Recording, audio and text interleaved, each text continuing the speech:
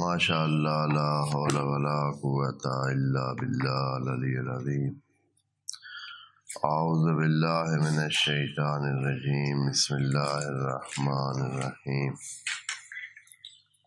الحمد للہ وکفی والصلاۃ والسلام علی الذین اصطفی، اما بعد فرب اشرح لی صدری ویسر لی امری واحلل عقدۃ من لسانی یفقہوا قولی وقل رب ادخلنی مدخل صدق واخرجنی مخرج صدق واجعل لی من لدنک سلطانا نصیرا۔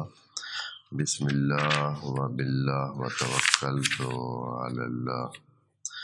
قال اللہ تبارک و تعالی فی سورۃ القدر، آیت نمبر 2۔ پہلے سے ہی پڑھ لیتے ہیں۔ بسم اللہ الرحمن الرحیم۔ انا انزلناہ فی لیلۃ القدر وما ادراک ما لیلۃ القدر، لیلۃ القدر خیر من الف شہر، تنزل الملائکۃ والروح فیہا بإذن ربہم من کل امر، سلام ہی حتی مطلع الفجر، صدق اللہ العظیم۔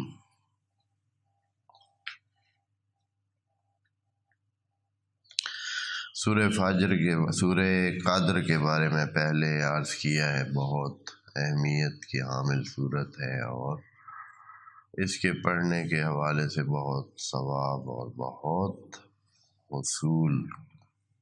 کچھ وصول کیا جا سکتا ہے اس دنیا میں بھی، از راہ مادیات، از قبیل مادیات۔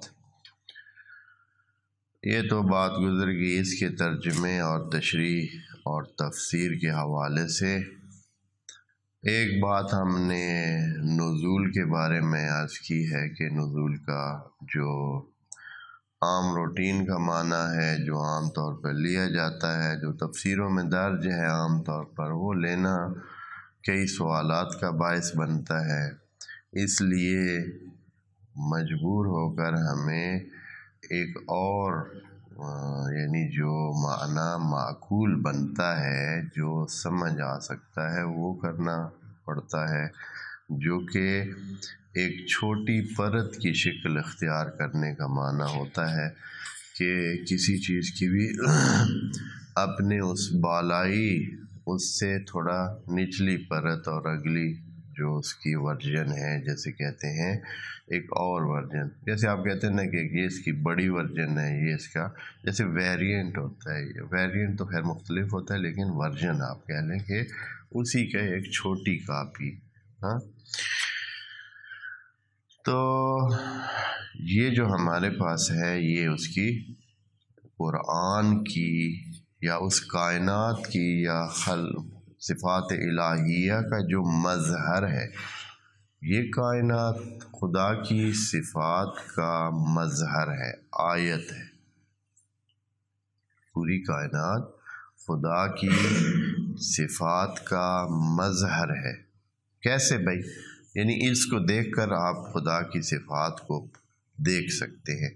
مثلا اس سے آپ کو پتہ چلتا ہے کہ بنانے والا خالق ہے، دوسرا یہ ہے کہ وہ عالم ہے، تیسرا یہ ہے کہ وہ قادر ہے، چوتھا یہ ہے کہ وہ حکیم ہے، پانچواں یہ ہے کہ وہ عزیز ہے، چھٹا یہ ہے کہ وہ کریم ہے، دینے والا ہے۔ اور اسی طرح یہ جتنی بھی 99 نام آپ نے ادھر پڑھتے ہیں، یہ تو وہ نام ہیں جو ہیں۔ ویسے تو بہت سارے نام، بہت پیچیدہ قسم کے افعال اور سلسلے جو دنیا میں ہوئے پڑے ہیں، انہی کے حوالے سے کوئی جو نام بنتے ہیں، تو یہ ساری صفات ہیں۔ البتہ خدا کی صفات کون سی استعمال کرنی ہے اور کون سی نہیں، یہ توقیفی ہے۔ خدا کریم نے نبی کے ذریعے ہمیں بتایا ہوا ہے کہ یہ نام اس کے لینے ہیں، اور باقی ہر نام جو بنتا ہے، ایسے نہیں ہے کہ ہر نام اس کا جو ہے اس کی طرف نسبت دیا جائے کہ اچھا یہ کام بھی وہ کرتا ہے، اس لیے اس کا بھی اس میں فائل لے کر ہم کہیں کہ اللہ مثلاً اس طرح ہے، فلاں بھی ہے۔ دیکھیے ہے ابھی میرے ذہن میں وہ اس طرح کے نام نہیں، لیکن کئی نام ہیں جن کو آپ نہیں کہہ سکتے، نام بنتا ہے لیکن وہ اس نام سے آپ اللہ کو نہیں بلا سکتے۔ یہ علیحدہ بات۔ اچھا، تو یہ کائنات پوری مظہر صفات الہیہ ہے، تو اس کا مطلب ہے کہ یہ کائنات آیت ہے۔ آیت کا مطلب ہوتا ہے کہ جس نشانی، جس کو دیکھ کر آپ کسی اور چیز کو سمجھیں پائیں، آیت علامت ہے۔ قرآن نے بھی ان جملوں کو جو قرآن میں درج ہے بطور کیا نام دیا ہے؟ آیت نام دیا ہے۔ آیات ہیں یہ، یعنی نشانیاں ہیں۔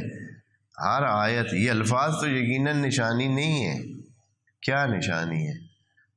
وہ نشانی ہے جس پر یہ آیات دلالت کرتی ہے، جس کا یہ نچوڑ ہے، جس معانی کو لے کر یہ آیت بیٹھی ہے، وہ معانی مظہر ہے، آیت ہیں اللہ کے، اللہ کی پہچان کے۔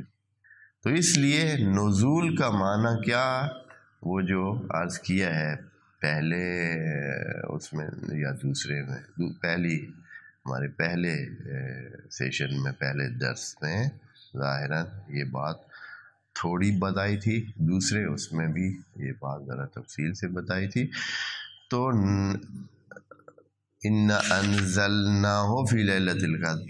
اچھا، مسئلہ یہ ہے کہ اب کتنے آگے سے مسائل پیدا ہو گئے۔ انزلناہ کا یہ معنی نہیں ہے کہ ابھی وہ رسول پر نازل ہوئے، آگے تو یہ تو بتایا ہی نہیں ہے کہ یہ جو انزلناہ قرآن کو ہم نے نزول دیا، ہمارے مطابق تو وہ اصلاً کسی پر ایسے نازل ہونے کی بات ادھر ہو ہی نہیں رہی، کسی پر نازل ہونے کی بات ہی نہیں ہو رہی۔ قرآن کو ایک خاص شکل دی گئی، ایک خاص نزول دیا گیا اس کائناتی ورژن سے اس کتابی ورژن میں۔ دیکھیں نا، وہ ایک اور آیت میں خدا کریم نے خود یہ بات کہی ہے، لیکن اس کا معنی بھی انہوں نے ایسے گول مول سارے کہا ہے کہ کتاب احکمت آیاتو، یہ ایسی کتاب ہے جس کی آیات کو پہلے پکا پیڈا کیا گیا ہے، پکا کیا گیا ہے ان آیات کو، ثم فصلت، پھر ان کی تفصیل بتائی گئی ہے۔ یہ ان آیات کی تفصیل ہے۔ قرآن خود کہہ رہا ہے کہ یہ آیات پہلے پکی پیڈی کی گئی ہیں، پھر ان کی تفصیل جو ہے کی گئی ہے۔ کس کی طرف سے؟ من لدن حکیم خبیر، اللہ تعالیٰ جو حکیم خبیر ہے اس کے ذریعے سے یہ کام کیا گیا ہے۔ پہلے ان کو محکم کیا گیا ہے، خود قرآن کہہ رہا ہے یہ وہ کتاب ہے جس کی آیات مستحکم کی گئی ہیں، پھر باحکمت باخبر ذات کی طرف سے تفصیل بیان کی گئی ہے۔ یہ جو ہمارے پاس ہے یہ اس کی بطور تفصیل بیان کے طور پر ہمارے سامنے نہیں، یہ اصل میں کوئی اور چیز ہے۔ تبھی تو پہلے عرض کیا ہے کہ قرآن یہ نہیں ہے کہ یہ جو یعنی قرآن کو صرف یہ نہ سمجھیں کہ یہی ہے، یہ قرآن یہاں سے اس کا وجود جاتا ہے، پوری کائنات میں پھیل جاتا ہے، اور تبھی تو پہاڑوں پہ نازل ہوئے تو وہ کیا کرتے ہیں، کانپنا لگ جاتے ہیں۔ اگر خدا کے قول کے مطابق کہ اگر لو انزلنا ھذا القرآن علی جبل لرأیتہ خاشعا متصدعا، یا ایک اور آیت میں خدا کریم فرماتا ہے وَأَرَزْنَا الْأَمَانَةَ عَلَى السَّمَاوَاتِ وَالْأَرْضِ، ہم نے یہ امانت سماوات اور ارض کو دی، تو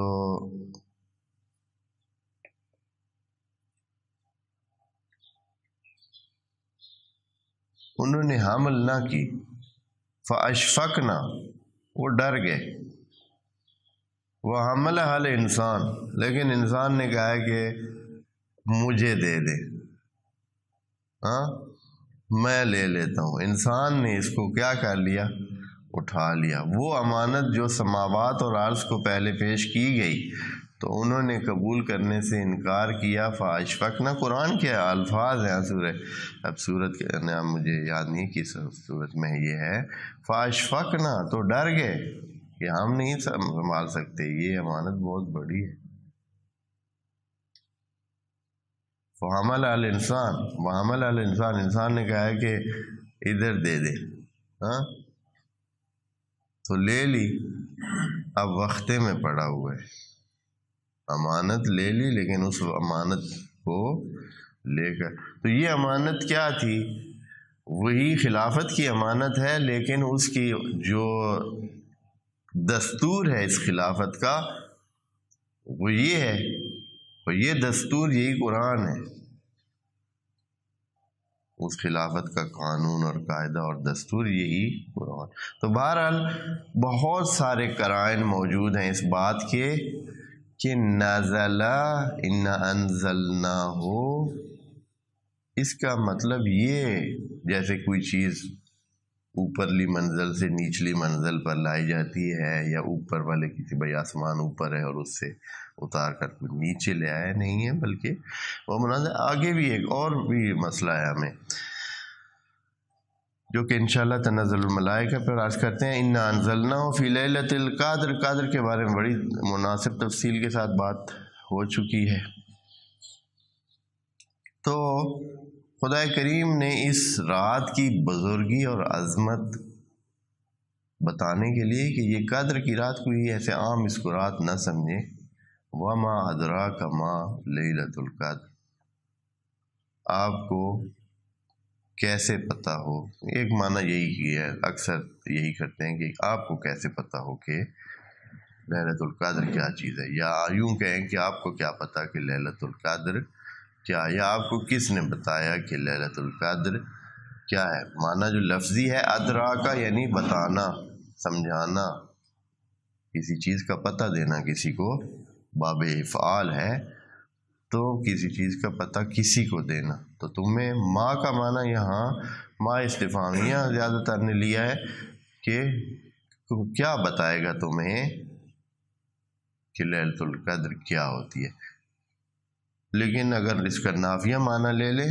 ما کو نافیہ قرار دے تو اس کا مطلب ہے کہ اللہ نے تمہیں بتایا ہی نہیں ہے کہ لیلۃ القدر کیا ہے، پھر اب بتاتا ہے کیا، لیلۃ القدر خیر من الف شہر، کہ لیلۃ القدر جو ہے یہ اس کو عام رات نہ سمجھو، یہ ایک انسانی زندگی کے برابر کی رات ہے، اس سے بھی بہتر ہے۔ خیرون یعنی آپ جانتے ہیں خیرون آخیر کی جگہ استعمال ہوتا ہے، آخیر باب اس میں افعل و تفضیل میں جاتا ہے اور اس کا معنی ہوتا ہے بہتر، دوسروں سے، خیر سے بہتر، لیکن خیر میں آخر کی جگہ خیر ہی استعمال ہوتا ہے، خیر کا لفظ استعمال ہوتا ہے کیونکہ یہ مقابلے میں استعمال ہی نہیں ہوتا ہے، ہاں کوئی بھی اچھا ہے اور وہ دوسرا اس سے اچھا ہے، آخر وہی خیر میں معنی میں خیر آخر کی جگہ استعمال ہوتا ہے اور اس کا معنی بہترین یعنی سب سے بہتر ہوتا ہے، دوسروں سے بہتر ہوتا ہے۔ خیر من الف شہر، الف شہر جو ہے یہ ہزار مہینہ، ان کو اگر گنتی کیا جائے سالوں میں تقسیم کر دیا جائے، 12 میں تقسیم کریں سال میں تو یہ 83 سال بنتا ہے۔ 83 سال ایک انسان کی ایوریج عمر ہے، انسان کی جو عام روٹین کی زندگیاں ابھی چل رہی ہیں، مثلا ابھی جاپان میں 100 اور 110 ہے ظاہراً، یا اس طرح کی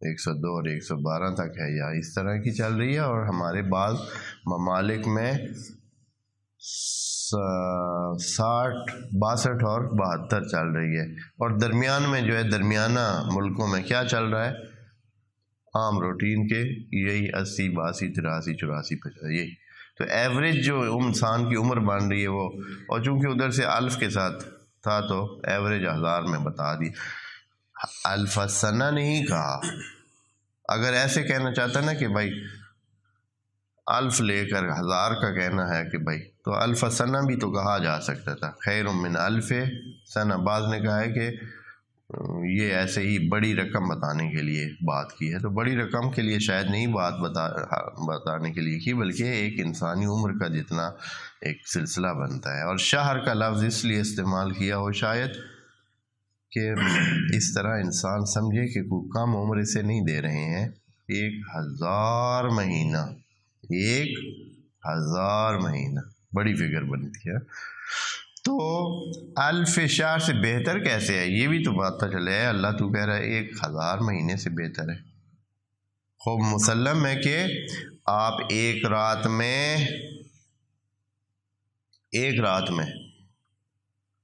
اگر ایک رات میں آپ نے پچھلے سال کی معافی مانگ لی، پچھلے سال کے حوالے سے خدا کریم کو آپ نے توبہ کے ذریعے راضی کر لیا، اپنے گناہ معاف کروا لیے، اور اپنے لیے اگلے سال اچھی باتیں لکھوا لی، تقدیر کروا لی.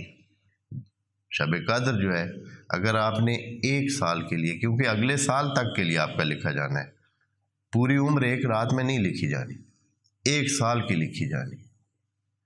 اور ہر سال کی تقدیر کا لکھنے کا طریقہ کار کیا ہے کہ پچھلے سال کی فائل سامنے رکھی کہ بندے کے ٹرینڈ کیا ہیں، بندے کے چاہنے کیا ہیں، بندے کے کرنے کیا ہیں.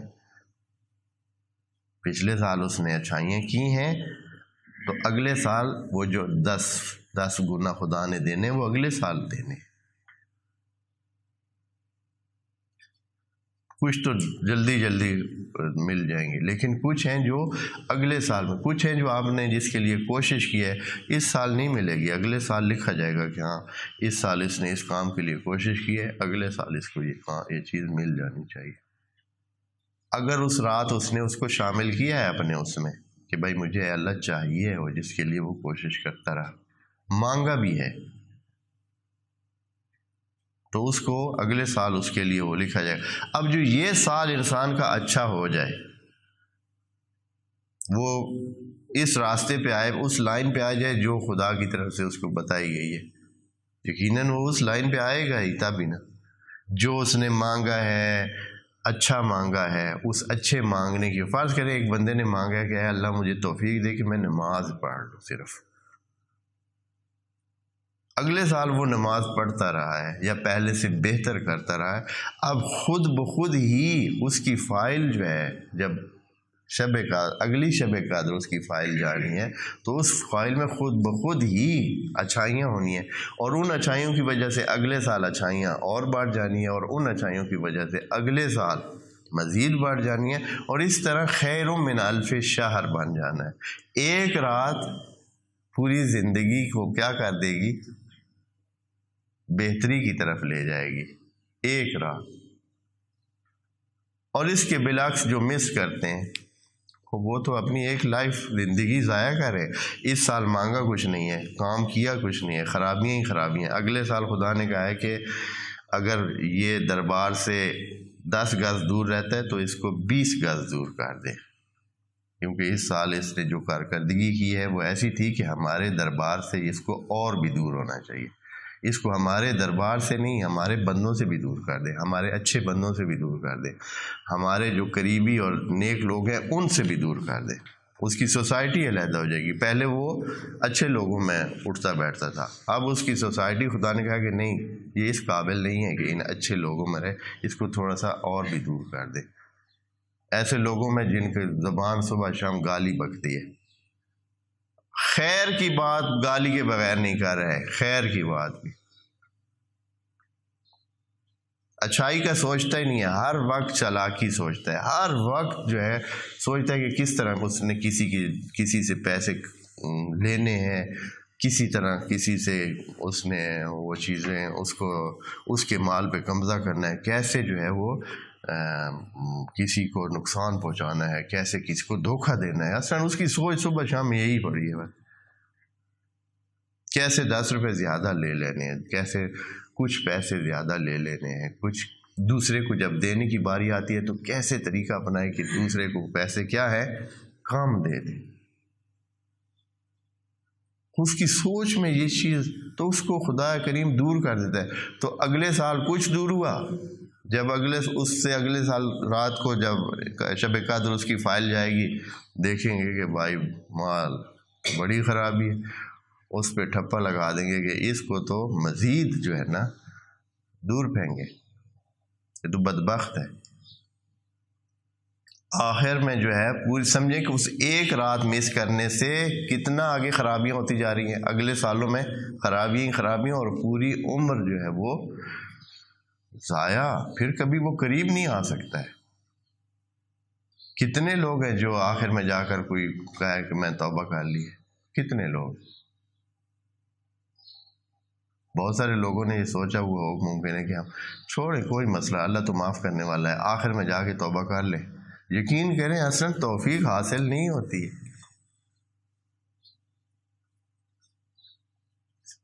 اور کچھ بھی نہ ہو تو وہ اس بارے یار کیا لوگ کہیں گے، اب جو ہے اس نے داڑھی رکھ لی، یا یہ ہے کہ اب مسجد میں آنا لگے، یا اب ابھی نماز شروع کر دی ہے.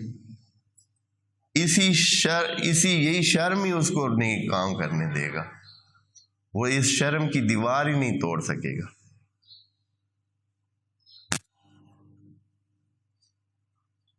بھائی اب نیکی کا کام شروع کر دی، کیونکہ اس کا ڈھاب ہی نہیں ہے، اس کی طریقہ کار ہی نہیں ہے. اب مثلا کسی سے مسئلہ پوچھ رہا ہے، مثال کے طور پر 60 کے بعد کوئی بندہ جاتا ہے، اب مثلا وہ پوچھتا ہے، وہ آیا اس کی ہمت ہوگی کہ وہ کسی مولانا کے پاس یا کسی عالم کے پاس جا کر کہے کہ مجھے غسل جنابت کا طریقہ بتائیں؟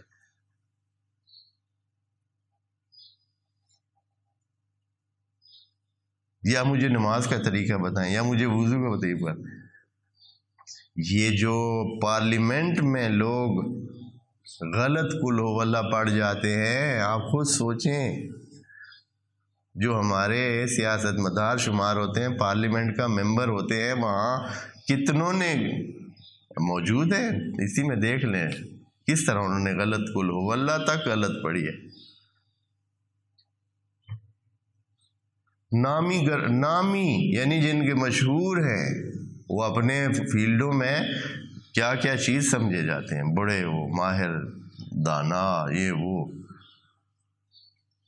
اب وہ اگر چاہے بھی تو کیا ہے اس کو کیسے ہو.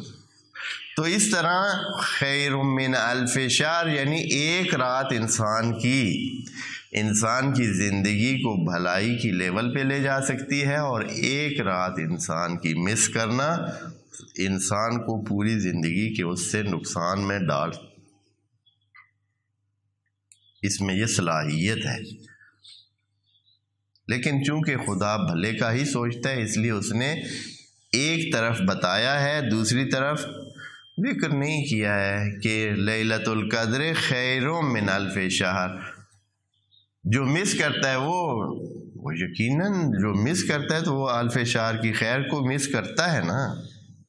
اگر کوئی پاتا ہے تو اس کے لیے خیر ہے، اگر جو مس کر جاتا ہے نہیں توجہ رکھتا، اس کو پتہ ہی نہیں ہے، یا یہ ہے کہ خیر ہے بھائی ٹھیک ہے، راتیں آتی جاتی رہتی ہیں.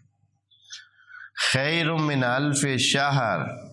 ہاں جی، آیت نمبر 2 میں فرمایا وما ادراک ما لیلۃ القدر، جس لیلت میں ہم نے قرآن کو نزول دیا وہ کیا ہے لیلۃ القدر، کو آپ کیا جانیں کہ یہ کیا ہے. تو خود ہی خدا کریم اس کی وضاحت فرما دیتا ہے اور کہتا ہے کہ لیلۃ القدر خیر من الف شہر، 1000 مہینے سے یہ بہتر ہے. یعنی ایک زندگی سے بہتر ہے، اس لیے کہ ایک زندگی بنا سکتی ہے. یہ تھوڑی سی تفصیل بھی خدا کریم اس لیلہ کی بتا دیتا ہے کہ کیا ہوتا ہے، اس رات ہوتا کیا ہے. اچھا پھر آگے کہتا ہے تنزل الملائکۃ والروح. اب یہاں کتنا یعنی میں تو بعض اوقات کہ ہم بہت ساری چیزوں میں نا اس ایسے تقلیدی عمل کرتے ہیں، یعنی جیسے پیچھے والے کہہ گئے ہیں تو ہم بھی کہتے ہیں وہی ٹھیک ہے. اب اتنے بڑے لوگ نامور لوگ کتابیں لکھ کے ہیں تو پھر کیا کیا جائے. اب ان کا احترام اپنی جگہ ہے، لیکن یہ ہے کہ بات اپنی کرنی چاہیے. تنزلو یہ باب تفاعل ہے. ہاں اچھا، باب تفاعل کا خاصہ یہ ہے کہ یہ مطابعت کا معنی دیتا ہے یعنی چیز خود میں کام ہوتی ہے، یا جو فعل ہوتا ہے وہ اس کے اندر ہوتا ہے، جو فعل ہوتا ہے وہ اس کے اندر ہوتا ہے، باہر نہیں ہوتا ہے. اور یہ فعل لازم ہوتا ہے، یعنی اس کو مفعول نہیں چاہیے ہوتا ہے.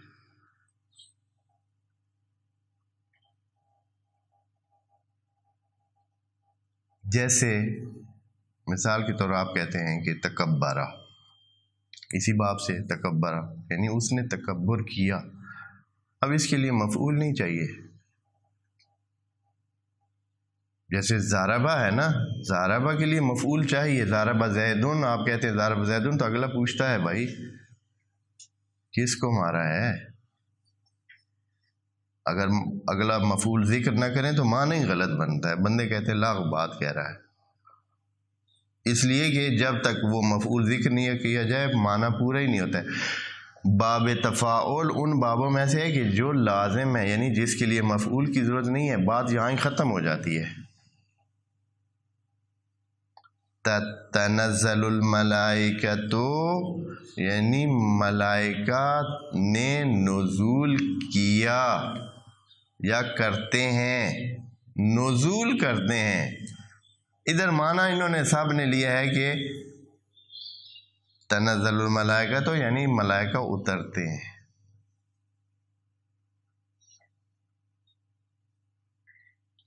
خدا کریم نے کوئی ذکر نہیں کیا ہے کہ ملائکہ کہاں سے اترتے ہیں، کدھر اترتے ہیں، کس پر اترتے ہیں. آیا زمین پر اترتے ہیں یا کسی کے پاس آتے ہیں،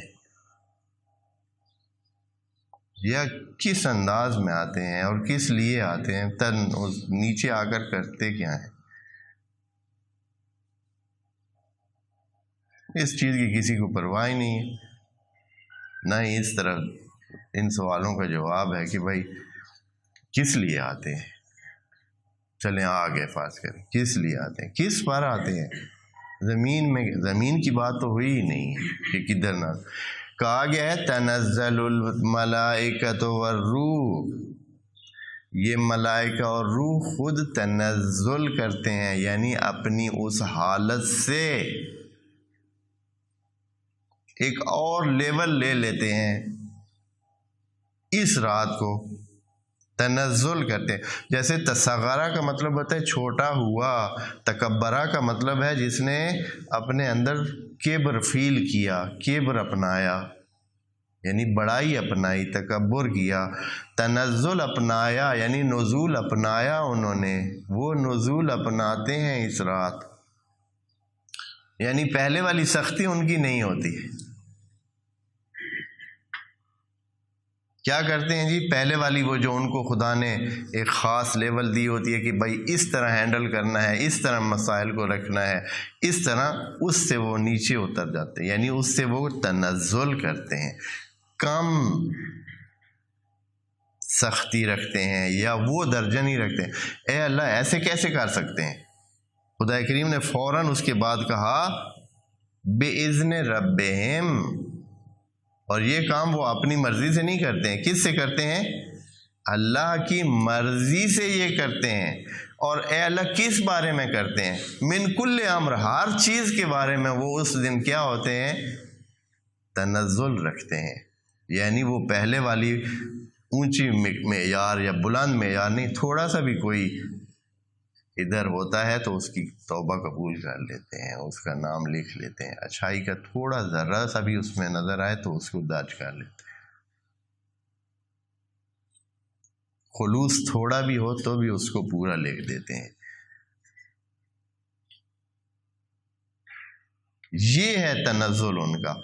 اب یہاں جنہوں نے وہ تنزل لکھا ہے وہ ساری ان باتوں کو بھلا کے بھائی تنزل کدھر، تنزل الملائکہ، کوئی خدا نے یہ تو نہیں کہا کہ تنزل علی الارض کہ زمین پر اترتے ہیں. یہ تو بات ہی نہیں. صرف ہے کہ تنزلو یعنی وہ نزول کو اپناتے ہیں، وہ اپنے اس جو بالائی ان کا وہ درجہ ہے یا جس پہ وہ پہلے ان کو ایک لیول دی گئی ہوئی ہے اس سے وہ تنزل کرتے ہیں. اور یہ تنزل بھی ہوتا ہے خدا کے اذن سے. جیسے کہ کوئی کہتا ہے کہ اس نے تنزل کیا ہے، یعنی اس نے پہلے والی سختی سے کم، پہلے جو بات وہ منوانا چاہ رہا تھا اس سے کم منوانا چاہ رہے آپ، اس لیے اس کو کہتے ہیں، عربی میں کہتے ہیں اس کو تنزل۔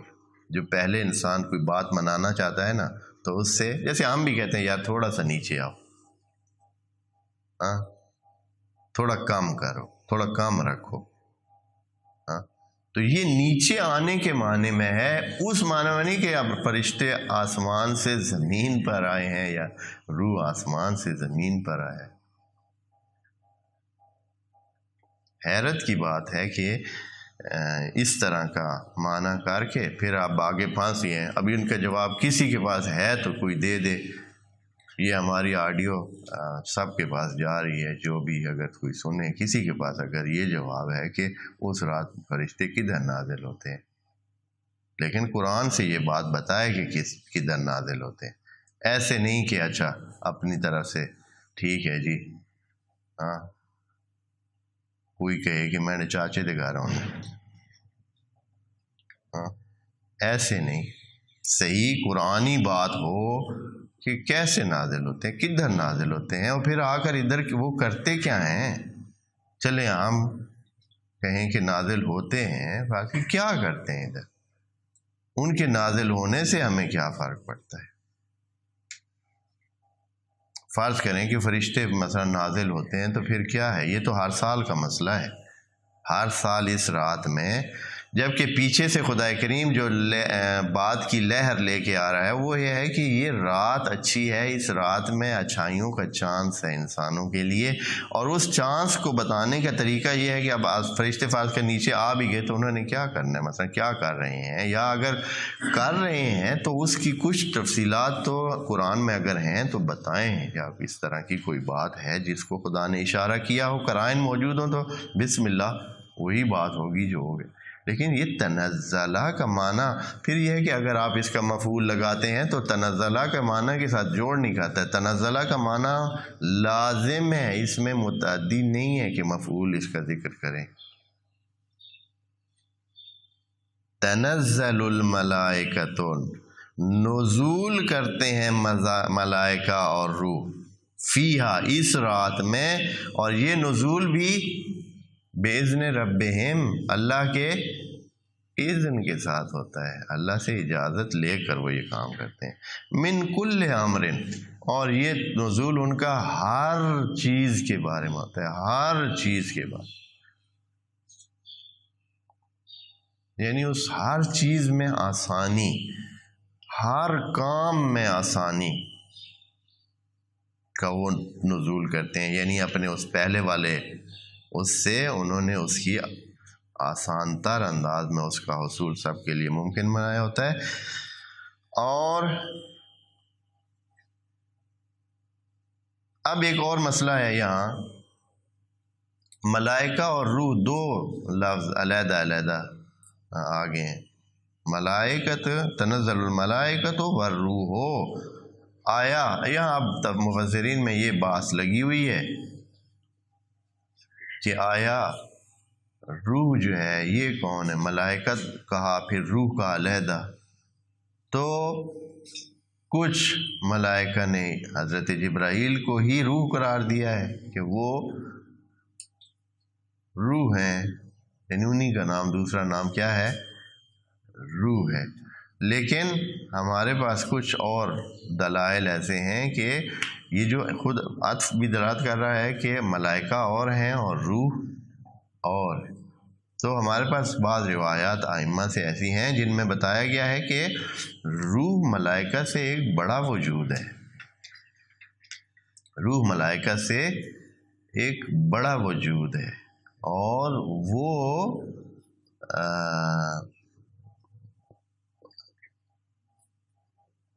اس طرح اگر یہ ہوتا تو اس کے علاوہ، اور وہ روح جو ہے وہ خدا کریم نے اس کا ذکر بعض اوقات کیا ہے یہاں کہ ہم نے اس کی مدد کی، بروح منہ، اللہ کی طرف سے کسی روح کے ذریعے اس کی مدد کی گئی، حضرت عیسیٰ کے بارے میں ظاہراً یہ ہے قرآن میں، تو روح کو ایک علیحدہ وجود کی صورت دی گئی ہے کہ وہ ایک علیحدہ، اور اس کا وجود فرشتوں سے بہت بڑا ہے، یہ ایک اور وجود ہے، ایک اور سلسلہ ہے جو کہ روح ہے۔ تو خدا کریم ان سب کو ادھر گن رہا ہے، تنزل الملائکۃ والروح فیہا باذن ربہم من کل امر، کہ اللہ کے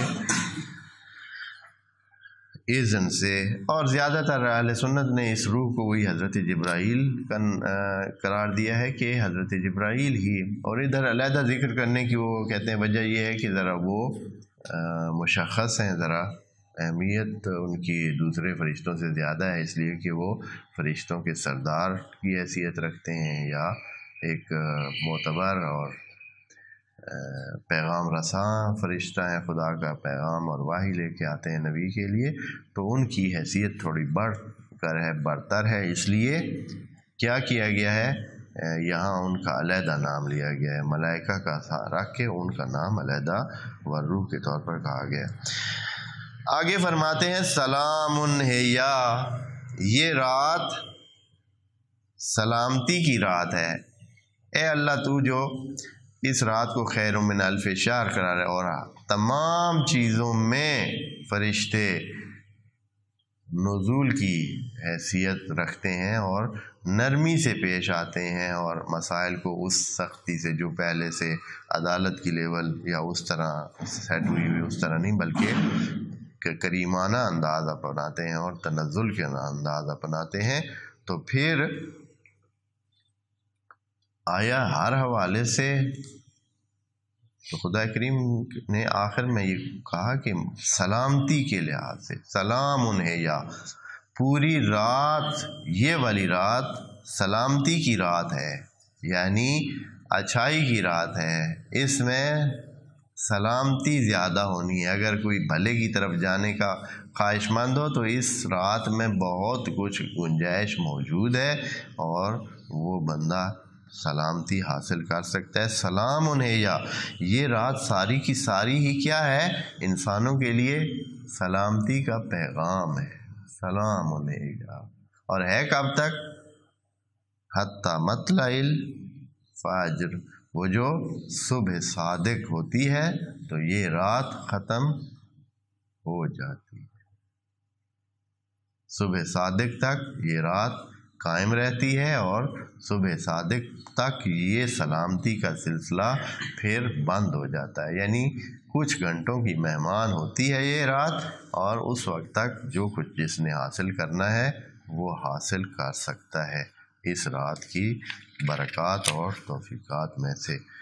خدا کریم سے دعا ہے خدا کریم ہم سب کو اس قسم کی راتوں میں کچھ حاصل کرنے کی توفیق عنایت فرمائے، اچھا حاصل کرنے کی توفیق عنایت فرمائے۔ صرف جاگنا کوئی اہمیت نہیں رکھتا ہے۔ کوئی بندہ یہ ایسے ہی ہے جیسے کوئی بندہ سکول میں چلا جائے، ہاں سکول میں تو گیا ہے، بستہ بند کر کے بیٹھا رہا ہے، اور پھر پچھلے ٹائم اپنا بستہ اٹھا کے گھر آ گیا ہے۔ وہ جو صرف جاگتے ہیں، ہاں تو یہی کہا جا سکتا ہے کہ اس نے وقت ضائع کیا ہے۔ تو اس طرح ہے، کئی لوگوں نے صرف جاگنے کی کوئی اہمیت نہیں۔ اگر آپ گھنٹہ اچھی طرح خدا کے دربار میں مراجعت کر کے اس سے شب قدر میں کچھ حاصل کر سکتے ہیں تو وہ بہتر ہے اس ساری رات کے جاگنے سے، جو فضولیات میں اور ادھر ادھر اور بار بار گھڑی کو دیکھنے میں گزر جائے کہ اب کتنا رہتا ہے، اب کتنا رہتا ہے اذان سے۔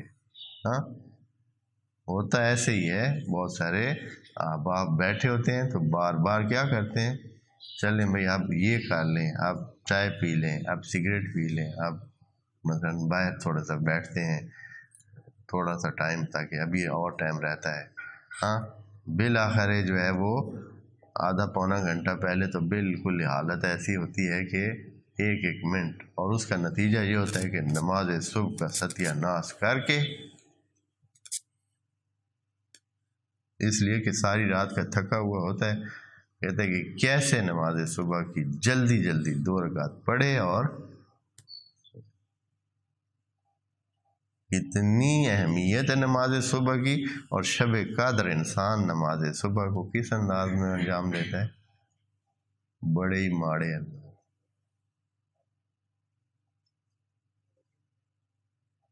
کتنی انسانوں سے غفلتیں ہو رہی اور توجہ نہیں ہے اس طرف۔ اس سے بہتر ہے کہ کیا کریں، آپ تھوڑا بہت ریسٹ کر لیں، کوئی حرج نہیں ہے، پھر جا کر تازہ دم ہو کر خدا کے حضور حاضر ہو کر فل فلیج اپنا اہتمام کریں اور بہت کچھ حاصل کریں۔ خدا نے کوئی منع نہیں کیا ہے کہ آپ سوئیں نہیں، لیکن یہ ہے کہ اپنی برکتیں حاصل کرنے کے لیے اس کی جو بندے تیاریاں کرتے ہیں نا، جنہوں نے حاصل کرنا ہوتا ہے، تو وہ کیا کرتے ہیں؟ نمبر 1، پچھلے دن ٹھیک سے ریسٹ کر لیتے ہیں مناسب، کوئی تھکاوٹ والے کام، کوئی ایسے کام جن سے بہت تھکاوٹ ہو اور نیند آ جائے یا ایسے انسان خستہ ہو جائے تو نہیں کرتے۔ پھر شام کو کھانا کم کھاتے ہیں، ایسے نہیں کہ شام کو نیاز بنی ہوئی تھی ماشاءاللہ پھر ہم نے کہا کہ چلے اب تو نیاز ہے۔ جنہوں نے لینے کی تیاری کرنی ہوتی ہے پھر انہوں نے سارے اہتمام کرنے ہوتے ہیں۔ پھر یہ ہے کہ انہیں چاہیے کہ حتماً رات کا ایک چھوٹا سا پیر، کوئی حرج نہیں ہے، ایسے کچھ چیزیں تو ایسے ذہنوں میں ڈال دی گئی ہیں نا کہ بھائی نہیں، کوئی مسئلہ نہیں، 1 گھنٹہ سو لیں۔ پہلے عبادت جتنی تک آپ کا زور چلتا ہے اچھے انداز میں کریں، جب نیند غالب آ جائے تو 1 گھنٹہ سو لیں، پھر جا کر پھر دوبارہ ایسے فریش ہو کر کریں، ہمت کریں تب ہے، بجائے اس کے کہ سارا ہی آپ اپنی عبادت کا وہ جو ہے نا انداز ایسے بے دلی سے اور تھکے ہوئے انداز میں اور اس انداز میں مانگیں کہ فرشتے بھی متاثر آپ کی اس ادا سے نہ ہو۔ تو ایسا نہیں ہونا چاہیے، بہت دھیان سے ان چیزوں کو انجام دیں، اور انشاءاللہ خدا کریم ہم سب کو اس قسم کے مواقع میں جاگ کر اور صحیح تازہ دم ہو کر خدا سے کچھ حاصل کرنے کی توفیق عنایت فرمائے۔ والسلام علیکم ورحمۃ اللہ وبرکاتہ۔